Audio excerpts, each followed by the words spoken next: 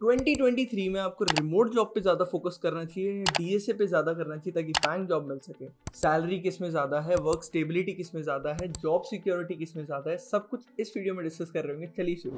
Hi everyone, my name is Kushal Vidya, I am software engineer at Microsoft. Welcome back to another video.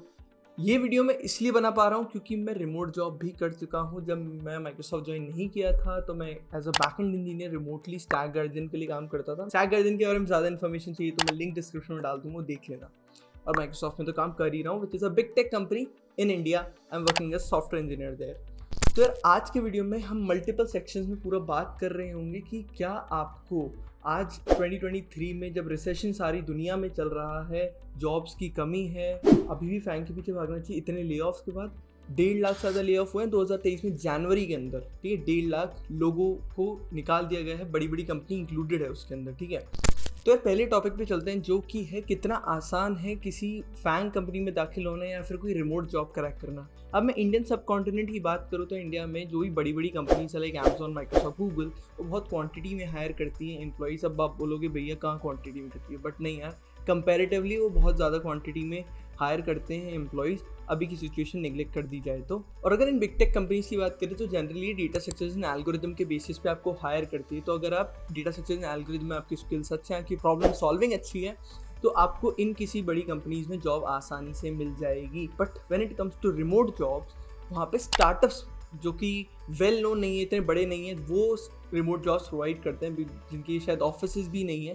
और वो आपको DSA basis पे, आपको वहाँ डीएसए कम मिलेगा। वहाँ पे डेवलपमेंट के बेसिस पे अगर आप बहुत अच्छे हैं किसी पर्टिकुलर स्किल में, कोई टेक्निकल नीश आपकी बहुत अमेजिंग है, तो आपको वहाँ अपॉर्चुनिटी मिलने के चांसेस होते हैं। और ये रिमोट जॉब्स के लिए कोई स्टैंडर्ड प्रोसेस ही नहीं है इंडिया के अंदर। जैसे आप बोलोगे कि फैंग कंपनी में जाना है तो यार डीएसए पढ़ लो, प्रोजेक्ट बना लो, आप चले जाओगे। लेकिन रिमोट जॉब्स के लिए कोई स्टैंडर्ड प्रोसेस नहीं है कि भाई ये पढ़ लो, ये सब हो जाएगा। अगर आपने ओपन सोर्स में कंट्रीब्यूट कर रखा है, आपका कोई टेक्निकल नीश बहुत अच्छा है जो आप शोकेस कर रहे हो दुनिया को, तो आपको चांसेस बढ़ जाते हैं कोई रिमोट जॉब मिलने के। और अगर मैं इजी बोलूँगा तो फैंग जॉब में दाखिल होना is much more easy than getting a remote job, क्योंकि पहली बात तो यार वो स्किलफुल एम्प्लॉइज़ को कंसिडर करते हैं, डीएसए की इतनी ज़रूरत नहीं होती। और आपको बहुत ज़्यादा सोशली एक्टिव रह के रीच आउट बहुत ज़्यादा करना पड़ेगा, बिकॉज ये एक्टिवली हायर नहीं करते हैं स्टार्टअप्स, ठीक है। एक्टिवली कोई हायर नहीं करता है, आपको बार बार रीच आउट्स करने पड़ेंगे। तो जैसी ओपनिंग आएगी you might get a chance, ठीक है। वेयर एज जो फैंग कंपनी की एनुअल हायरिंग इवेंट्स होते ही रहते हैं, जिसमें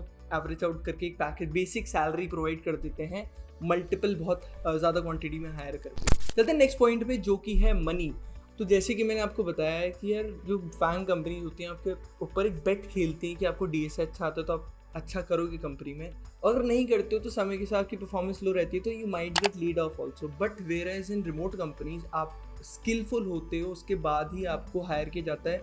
और सिंस आपके स्किल्स बहुत ज़्यादा हैं, आप जितना अमाउंट बोलते हो, नॉट जितना अमाउंट, बट आपकी सैलरी बहुत ज़्यादा अच्छी दी जाती है, बिकॉज आप भिड़ते ही काम करने लगते हो उस कंपनी में। ऐसा नहीं है कि आपको फैंग कंपनी की तरह 2-3 महीने तक तो आप रैंप अप ही कर रहे हो, इतनी आपको ईजीनेस नहीं होती है। आपको जैसे ही आप ज्वाइन करते हो आपको रिस्पॉन्सिबिलिटीज़ का सामना करना पड़ता है, नई नई चीज़ों को टैकल करना पड़ता है और काम शुरू कर देना रहता है। अगर मनी की बात करें तो working in India for a company, FAANG company on site, वो आपको कम सैलरी मिलती है। वेयरएज उसी कंपनी के लिए अगर आप यूएस में काम कर रहे हो तो आपको उतना कंपैरेटिवली बहुत ज़्यादा पैसा मिलेगा, और रिमोट जॉब के कंपैरिजन में होता है वो पैसा। लेकिन हम सिर्फ इंडियन सब कॉन्टिनेंट की बात कर रहे हैं जहाँ पे आपको रिमोट जॉब से कम पैसा मिलेगा। चलते हैं हमारे तीसरे पॉइंट पे जो कि है यार इंडियन रुपी डेप्रिसिएशन।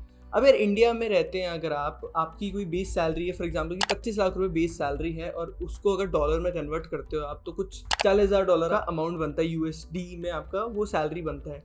एक साल बाद आपकी जो इंक्रीमेंट होने के बाद तो 30 लाख रुपए सैलरी हो जाती है। लेकिन साल दर साल डॉलर की जो with comparison to Indian rupee भी तो वैल्यू बढ़ रही है ना। पहले डॉलर 60 का हुआ करता था, अब डॉलर 80 का हो गया है। उनके लिए तो यूएस डॉलर उतनी ही सैलरी दे रहे हैं वो, लेकिन आपके लिए वो इंक्रीमेंट हो जाता है। तो यहाँ पे बहुत ज़्यादा अमेजिंग गेम खेलती हैं कंपनी, जो कि अपना पैसा वेंचर मनी यूएस डॉलर्स में उठाती हैं और अपने यूएस बैंक्स में रखती हैं अपना पैसा। बट रिमोट जॉब्स की बात करें तो वहाँ पे इंडियन रुपी का कंसेप्ट ही नहीं है। यहाँ पे सिर्फ आपको सैलरी यूएस डॉलर्स में ही दी जाती है, क्योंकि it's a widely accepted transaction form जो कि ग्लोबली एक्सेप्टेड है, और उसी फॉर्म में आपको पैसा दिया जाता है। तो इंक्रीमेंट भी होगा तो यूएस डॉलर्स में ही होगा। तो यार अगर आप फैंग कंपनी में जा रहे हो इंडियन सब कॉन्टिनेंट में तो आपके साथ ही स्कैम हो सकता है, लेकिन आप रिमोट जॉब में जा रहे हो तो मेक श्योर आप उसी कंपनी में जाओ जहाँ पे आपको डॉलर में आपका पे आउट होता हो, ताकि आप जब इंक्रीमेंट भी होगा तो आपको डॉलर में ही इंक्रीमेंट मिलेगा। अब सैलरी एक्सपेक्टेशन की तो बहुत बात कर ली, अब जानते हैं पर्सनल ग्रोथ के ऊपर कि रिमोट जॉब में आपको पर्सनल ग्रोथ ज़्यादा मिलती है या फिर आप एज अ किसी बड़ी कंपनी में काम करते हैं, बिग टेक में काम करते हैं तो आपको ज़्यादा ग्रोथ मिलती है। तो यार अगर सच बात बताऊँ तो ये आप पे खुद पे डिपेंड करता है, आप जिस भी कंपनी में काम करते हैं। बट एक ईजी थिंग हो जाती है एक फैंग कंपनी में कि यार वहाँ पे आपको चीज़ें बहुत ज़्यादा ऑर्गेनाइज होती हैं, आपके मेंटर्स होते हैं आपकी हेल्प करने के लिए और धीरे धीरे प्रोग्रेस करती हैं चीज़ें। Whereas in remote job आप जैसे ज्वाइन करते हैं आपके बहुत रिस्पॉन्सिबिलिटीज़ आ जाती हैं, आप एक चीज़ को ओन करने लगते हैं, उस पर काम करना आपको ज़्यादा पड़ता है। तो आपके लिए कोई रैम्प अप पीरियड नहीं होता जिसमें आपको देख सकें, आपको सिखा सकें, आपको जज कर सकें। सिंस आपको डीएसए बेसिस पे हायर नहीं किया गया ना, आपको स्किल के बेसिस पे हायर किया गया, तो अगर आपकी स्ट्रॉन्ग स्किल थे तो आप आओ काम करो फिरते। तो ये वाली चीज़ होती है और इससे आपका जो स्किल जो होते हैं ना यार, स्किल्स बहुत ज़्यादा ग्रो होते हैं और उसकी वजह से आपका जो पर्सनल लर्निंग कर्व होता है वो बहुत ज़्यादा तेज़ी से ग्रो करता है इन अ रिमोट जॉब। ऐसा नहीं है कि लर्निंग वहाँ नहीं हो रही है, लर्निंग वहाँ भी होती है। जैसे जैसे आप सीनियर लेवल पे आता है, आप प्रोडक्ट्स ओन करने लगते हो और एक प्रोडक्ट को पूरा ओन करना end to end is a very big thing जो कि आप एक फैंग कंपनी में करते हो एट सीनियर लेवल्स।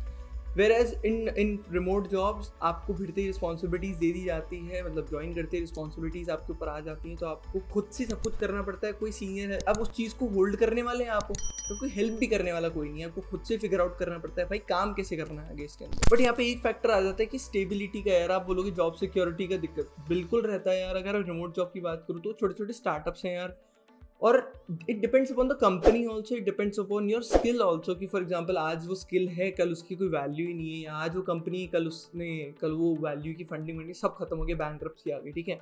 तो उस पर भी बहुत सारा डिपेंड करता है कि आपकी स्टेबिलिटी है भी या नहीं है। तो जॉब स्टेबिलिटी में तो कंपेरेटिवली आप फैंग जॉब में ज़्यादा स्टेबल रहते हो एज कम्पेयर टू स्टार्टअप में रिमोट जॉब। बट अगर करियर स्टेबिलिटी की बात करूँ तो यार आप सीखते बहुत ज़्यादा उधर, ओनरशिप आप में बहुत ज़्यादा रहती है, तो एज अ होल आपका जो करियर पाथ रहता है उसमें आप ज़्यादा स्टेबल रहते हैं बिकॉज आपके स्किल हैं, तो कोई भी आपको हायर कर ही लेगा।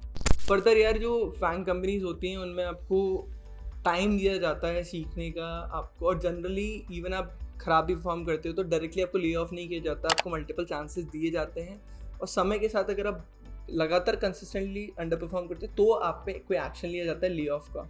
लेकिन whereas in remote job अगर आप परफॉर्म नहीं कर रहे हो, आपसे कोई आउटपुट नहीं मिल रहा है अच्छा, तो आपको बिना सोचे समझे भी ले ऑफ कर दिया जाएगा। तो ये जॉब स्टेबिलिटी की बात हो गई।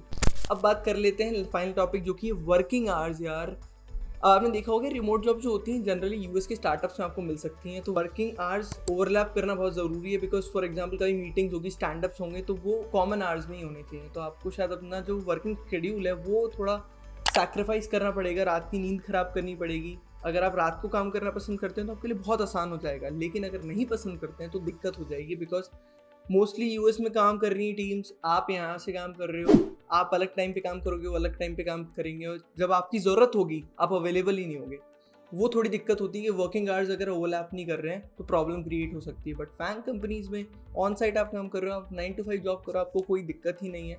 तो वर्किंग आवर्स अगर आप सैक्रिफाइस नहीं कर सकते अपने तो थोड़ी प्रॉब्लम हो सकती है। और ऐसा भी नहीं है, असिंक कोऑर्डिनेशन भी होता है बट जनरली नहीं होता। हर एक स्टार्टअप में, हर एक रिमोट जॉब में आपको कुछ घंटे तो ओवरलैपिंग रखने ही पड़ते हैं ताकि आप मीट कर सको उनसे। तो यार यही सारे कुछ पॉइंट्स थे जो मुझे शेयर करने थे आपसे रिलेटेड टू कि आपको 2023 में रिमोट जॉब से ज़्यादा फोकस करना चाहिए या फिर फैंग कंपनीज के पीछे ही भागते रहना चाहिए। ये मेरे व्यूज़ थे यार, मेरा जो एक्सपीरियंस है, मैंने जो देखा, सीखा, समझा, उसके अकॉर्डिंग आपको सब बता दिया। कमेंट करके ज़रूर जाना, मुझे अच्छा लगता है। लाइक कर देना वीडियो को ताकि मोटिवेशन मिल सके, और सैलरी तो पता ही है अब किस में ज़्यादा मिल ही रही है। तो मिलते हैं ऐसे कि इसी वीडियो में, तब तक के लिए बाय बाय, टेक केयर।